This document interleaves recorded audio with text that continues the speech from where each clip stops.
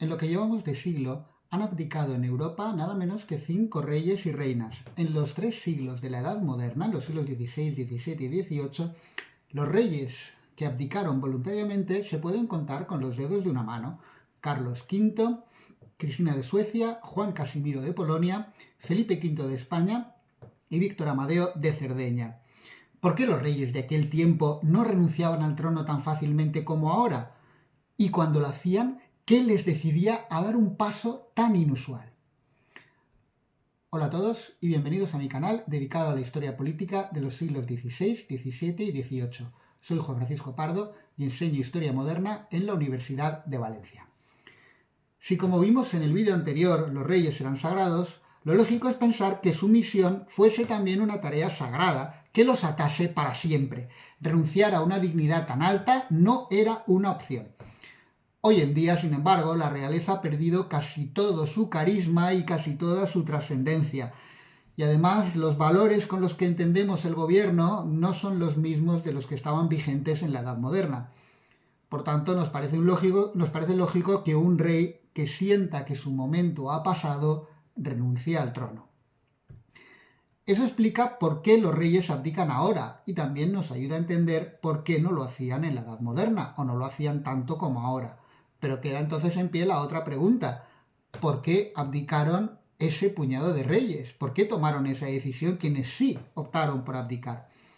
Para eso podemos examinar las circunstancias específicas de cada abdicación, pero habría que dejar de lado aquellas que estuvieron ocasionadas por una personalidad depresiva, por un rasgo característico de los reyes que decidieron abdicar, como fue en el caso de Felipe V de España y de Víctor Amadeo de Cerdeña.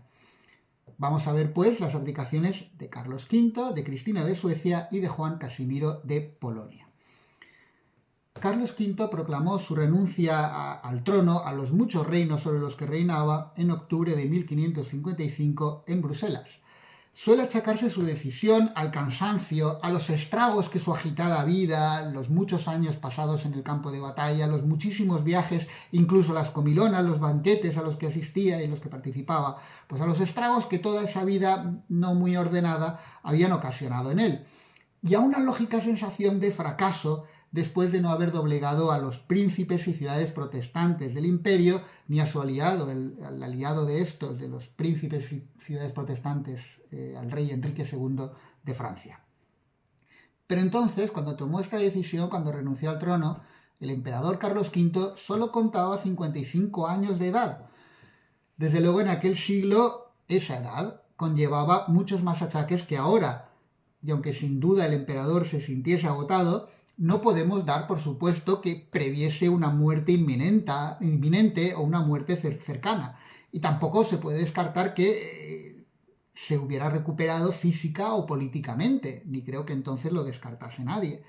Por tanto, no cabría achacar solo al cansancio su decisión, o al menos habría que buscar qué razones motivaron ese cansancio, ese agotamiento mucho más mental que físico. Habría que buscar en los motivos, por tanto, que hicieron que Carlos V se sintiese incapaz de seguir adelante, de llevar a cabo sus proyectos. Y esto tendría que ver con la magnitud de esos proyectos que solo unos años antes acariciaba y creía a punto de conseguir. En 1547, Carlos V había derrotado a sus enemigos en el imperio, a los príncipes y las ciudades protestantes agrupados en la Liga de Esmalcalda. Y al año siguiente, en 1548, hizo que el Reichstag, la Dieta Imperial, aprobase determinadas medidas para pacificar el conflicto religioso que había en el Sacro Imperio, para pacificarlo al menos hasta que el concilio de Trento, el concilio de la Iglesia Católica, resolviese definitivamente las diferencias religiosas. En este punto, 1548, el poder de Carlos V estaba en lo más alto. Parecía el emperador destinado no solamente a devolver la paz y la unidad religiosa al imperio, sino a restaurar la unidad misma de la cristiandad. Pero a los pocos años, Carlos V fracasó en todos los frentes. Primero, en su propia familia, donde hubo enormes dificultades para arreglar una eventual sucesión, especialmente en el imperio, y todo ello desembocó en un acuerdo, en una especie de pacto de familia que en realidad no satisfizo a nadie. En segundo lugar, la rebelión religiosa resurgió en el imperio en 1552 y esta vez contando con el apoyo de Francia. Ahora el emperador no pudo derrotar ni a los protestantes ni a los franceses y eso condujo a la paz de Augsburgo firmada en 1555, esa paz que consagró la ruptura religiosa, la fragmentación religiosa en el imperio, la de aquel famoso lema de cuius regio eius religio. Si tienes este príncipe, pues te toca practicar la religión de este príncipe. Si tu príncipe es protestante, te toca ser protestante, y si tu príncipe es católico, pues tendrás que ser católico. Y en tercer lugar, como consecuencia de lo anterior, el poder del emperador en el imperio decayó. Carlos V no tuvo más remedio que renunciar a convertir aquella colección de principados y de ciudades que era el Sacro Imperio en una verdadera monarquía, como tal vez anhelaba. Por tanto, Carlos V tenía motivos para pensar que había fracasado política y religiosamente. Ahora bien, no asumió la fragmentación religiosa del imperio, no asumió esa ruptura religiosa y de hecho no firmó él en persona la paz de Augsburgo. Pero se veía incapaz de seguir encabezando el imperio y de seguir encabezando la enorme monarquía sobre la que reinaba. Es posible, como consecuencia de todo ello, que considerándose fracasado en la lucha religiosa y política terrenal, creyese que el único combate en el que debía concentrarse, el único combate que le quedaba por librar, fuese el de su salvación, la lucha por lograr la salvación de su alma, y por eso, tal vez por eso, eligió retirarse a un monasterio para pasar sus últimos años de vida. Un siglo después, y a diferencia de Carlos V, Cristina de Suecia quiso abdicar no para retirarse a ningún convento, sino para llevar una vida pública rodeada de aquello que anhelaba cuando era reina, de aquello que no tenía en Suecia y que su país no le ofrecía. Y ella había sido reina, era reina de Suecia desde muy niña, desde los 6 años, cuando en 1632 su padre, el gran rey Gustavo Adolfo, el León del Norte, murió en la Guerra de los 30 años, murió en el campo de batalla, en la batalla de Lützen, en ese año de 1632. Cristina tenía una personalidad deseosa de brillar, de sobresalir en lo intelectual, de sobresalir en los estudios, en la actividad física y también de afirmar su independencia y de lograr el reconocimiento público. Pero nunca quiso casarse y tal vez por eso su primera preocupación desde que, después de una larga regencia, asumió el poder fuese asegurar su sucesión, fuese garantizar su sucesión al trono. Para ello consagró sus esfuerzos a que las principales instituciones del país, el Senado y la Dieta, reconociesen como sucesor de Cristina al primo de esta, a Carlos Gustavo del Palatinado-Zweibrücken. Y no solamente que lo reconociesen como sucesor de la reina, como el futuro rey en la eventualidad de que la reina falleciese, sino que hiciesen ese reconocimiento a título hereditario, como monarca hereditario. Y aquí había un problema constitucional. Aunque la corona de Suecia se transmitía por herencia más o menos dentro de la familia Vasa, desde el pacto de sucesión hecho en 1544 por el fundador de la dinastía, por el rey Gustavo I, en teoría la corona no había perdido el carácter electivo que había tenido antes, sino que por ese pacto de 1544 se decía que en realidad se había elegido a la dinastía. Por eso, un cambio de familia en el trono, un cambio dinástico, no era nada fácil de aceptar.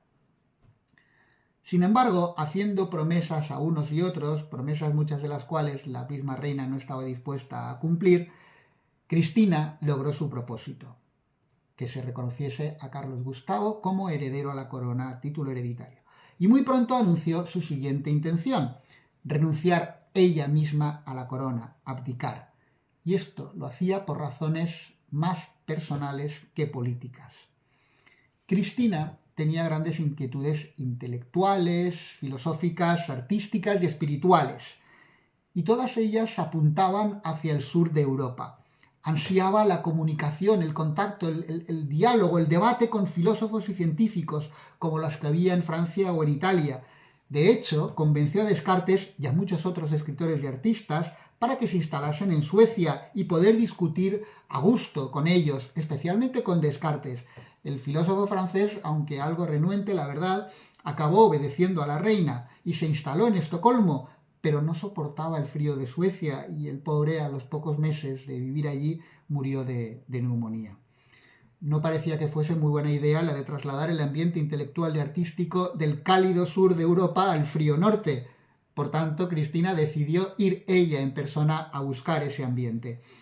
Además, también descubrió que congeniaba con la actitud de determinados medios católicos en algunas materias que le interesaban mucho. Por ejemplo, en los debates sobre el libre albedrío, en el que ella creía firmemente, en el asunto de la relación de la persona con Dios, del del cristiano con Dios y de la propia idea de Dios, o la especulación científico-filosófica. Congeniaba con la actitud que había en algunos medios católicos hacia estas cuestiones, mucho más de lo que podía congeniar con lo que en estos campos le ofrecía el frío, el sobrio luteranismo escandinavo. Los clérigos, a los que llamó en secreto para su instrucción en la fe católica, sobre todo jesuitas, reafirmaron las opiniones de la reina a este respecto, y al final Cristina se decidió a dar el doble paso de renunciar a la corona de Suecia y a su fe luterana, para llevar una vida libre que le permitiera dar cauce a esas inquietudes intelectuales, artísticas y filosóficas. El 6 de junio de 1654, Cristina se despojó de sus insignias reales y renunció al trono. Poco después abandonaba el país en busca del soñado sur de Europa. Al contrario que la abdicación de su prima Cristina, la de Juan Casimiro de Polonia, fue el resultado de su incapacidad para resolver su propia sucesión al trono de Polonia. Polonia, esta sí, era una monarquía plenamente electiva. Los electores, en teoría todos los nobles del país, elegían a sus reyes, pero la elección del sucesor en vida del rey, lo que se llamaba la elección vivente rege, estaba explícitamente prohibida por las leyes polacas, y estaba prohibida desde que el rey Segismundo I, allá por 1529, logró que se eligiese como su sucesor a su hijo Segismundo Augusto. Para evitar que en el futuro otro rey pudiese imponer a su sucesor, coartando así la libertad de los nobles, se prohibió formalmente este tipo de elección. A pesar de considerarse libres y de verse libres en su elección, los electores normalmente elegían al heredero natural del rey difunto. Y así lo hicieron durante los largos siglos en que reinaron los reyes de la casa Jagellón, y después, desde 1587, ya extinta esta familia en su línea masculina, lo hicieron también con los reyes de la casa de Basa, que por cierto estaban emparentados por vía femenina con la casa Jagellón. Juan Casimiro fue el último de los 3 reyes de la casa de Basa, y no tenía hijos. De hecho, había sucedido en el trono a su hermano Ladislao, que había muerto sin hijos legítimos.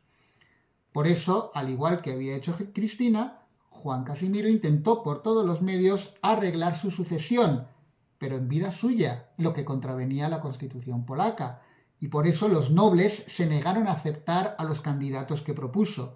Entendían que de hacerlo estaban vulnerando su Constitución y con ello destruían el valor al que más apegados se sentían, que era el de su libertad política, que consideraban la base del sistema por el que se gobernaba su país.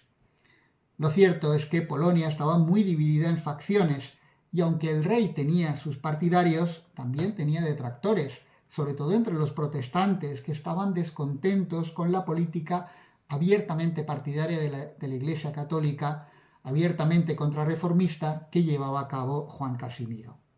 En consecuencia, el rey Juan Casimiro renunció al trono de Polonia-Lituania el 16 de septiembre de 1668.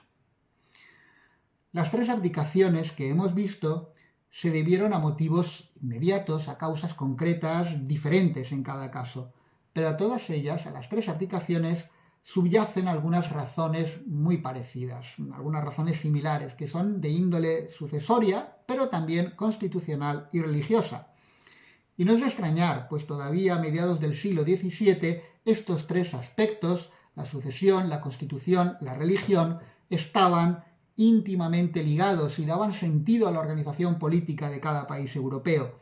Solo cuestiones de tanto alcance podían en aquel tiempo mover a los reyes a tomar y llevar a cabo y ejecutar una decisión tan grave como renunciar a su trono. Ahora bien, pese a las renuncias, los reyes mantuvieron su condición regia y siguieron recibiendo honores reales. Se podía renunciar al poder, pero no a la realeza. Bueno, para preparar este vídeo, pues como siempre he recurrido a bibliografía especializada y me gustaría comentar algunos de los títulos que he manejado para sugeriroslos también como lecturas complementarias de lo que hemos visto en él, por si queréis saber más de estas cuestiones.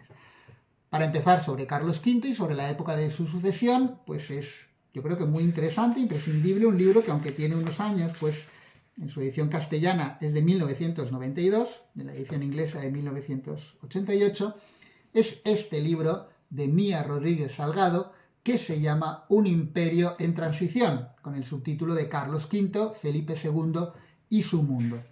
Analiza el decenio en cuyo centro se produjeron las abdicaciones de Carlos V, es decir, el que va de 1551 a 1559, la transición de la monarquía universal con la que soñaba Carlos V a la monarquía mucho más hispanizada de Felipe II, y dedica varios capítulos a los problemas de esa transición y a la sucesión de Carlos V en sus reinos.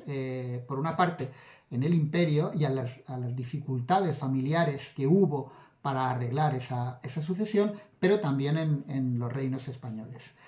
Como es un asunto biográfico que atañe a la persona y a la vida de Carlos V, pues os recomiendo un par de biografías del emperador.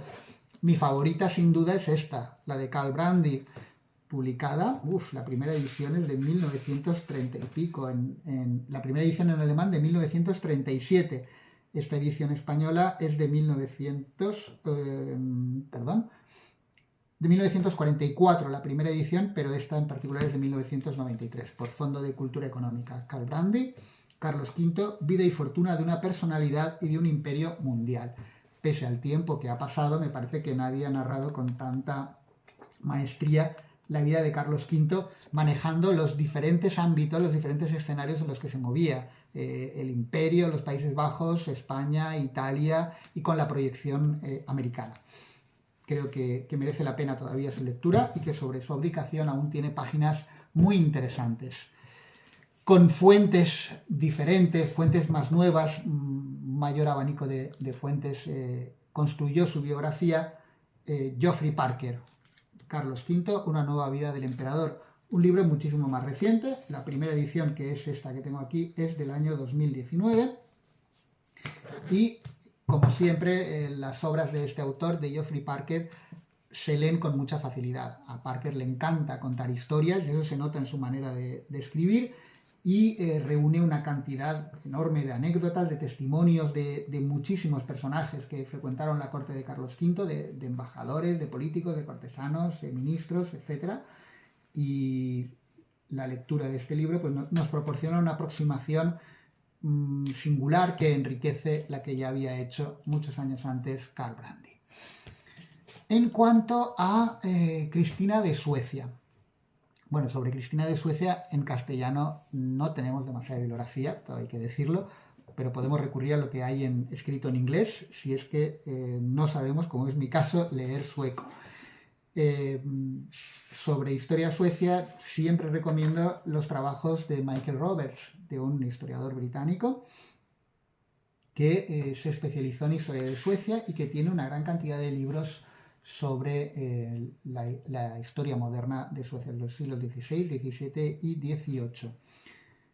En particular en este que tengo ahora en la mano y que se llama Ensayos en Historia de Suecia, Essays in Swedish History, tiene un trabajo que se llama La reina Cristina y la crisis general del siglo XVII. Lo analiza más desde el punto de vista de la historia económica. El artículo, el ensayo, es de 1962, pero nos da algunas pistas sobre las dificultades del reinado, del gobierno, especialmente del gobierno patrimonial, de cómo la gestión de las tierras de la corona y las múltiples enajenaciones que hacía Cristina de estas tierras de la corona. Ya os decía, en general, los trabajos de Michael Roberts sobre la historia moderna de Suecia son interesantísimos, ya tienen algunos años, pero que que para el lector español que pueda leer en inglés pues son muy, muy útiles. Y también puedo recomendaros entre las biografías de Cristina esta de Verónica Buckley que se llama Cristina, reina de Suecia, la incansable vida de una europea excéntrica. Me parece que es un libro bastante interesante porque hace una aproximación personal a la personalidad, a la vida de Cristina. Analiza, creo que con bastante agudeza, los rasgos un poco egocéntricos, caprichosos, volubles, inconstantes de esta reina, pero también la determinación con que una vez tomaba una decisión la llevaba a cabo, la aplicaba, y entre ellas su abdicación. No es una biografía académica, es una biografía destinada al gran público. Por lo tanto, se lee con mucha mayor facilidad que los libros que acabamos de ver. No obstante, a pesar de no ser una biografía académica y que no esté llena de notas y que no tenga una bibliografía apabullante, que no reseñe de dónde ha sacado la información de cada uno de los puntos que toca, pues me parece que es bastante rigurosa y por tanto nos da una visión aproximada a la vida de Cristina. Decía que no es una biografía académica, que está destinada al gran público, pero no por eso es una biografía novelada, no es una obra de ficción, ni es una obra que mezcle ficción y realidad, no. Es una obra que se quiere escrita con rigor y creo que se logra mantener ese equilibrio entre la amenidad del texto y el rigor narrativo y descriptivo. Bueno, por último nos queda Juan Casimiro y aquí todavía tenemos más dificultades que con Cristina de Suecia, porque no hay demasiada bibliografía ni en español, desde luego, ni tampoco en inglés. Pero, igual que he hecho con Michael Roberts, os quiero recomendar al historiador también británico, que me parece uno de los mejores especialistas en historia de la Confederación, de la Commonwealth, como llaman ellos, como llaman los británicos, polaco-lituana, que es Robert Frost. Robert Frost tiene desde hace años el proyecto de una muy completa historia de Polonia y Lituania, publicada por la editorial de la Universidad de Oxford. Desgraciadamente, hasta ahora solo se lleva publicado el primer volumen, que es la construcción de la Unión, o cómo se hizo la Unión Polaco-Lituana 1385-1569. Por tanto, no llega hasta la época que nos interesa, hasta el reinado de Juan Casimiro, que ya sabéis que abdicó en 1668. Esto será materia de los volúmenes sucesivos, que parece ser que van a ser 2 los que abarquen el resto de la historia de la Confederación Polaco-Lituana hasta su disolución o hasta los repartos de finales del siglo XVIII. No obstante, Robert Frost tiene diversos textos más generales sobre la historia de Polonia, mucho más breves, artículos, en este caso sí, artículos académicos, que se pueden encontrar fácilmente en Internet, y alguno de ellos me ha servido para este vídeo. Y la descripción, el detalle de ese trabajo de Robert Frost, como de todos los demás que acabo de citar, lo voy a dejar en la descripción del vídeo, como siempre. Y también, como siempre, os invito a que reflexionéis sobre lo que hemos visto en este vídeo. Y en particular, os puedo preguntar, y vosotros podéis hacer esa pregunta y podéis responder en los comentarios si queréis, si os parece que los reyes pueden o deben abdicar, o por el contrario que su deber es mantenerse en el trono hasta el final. Hasta el próximo vídeo.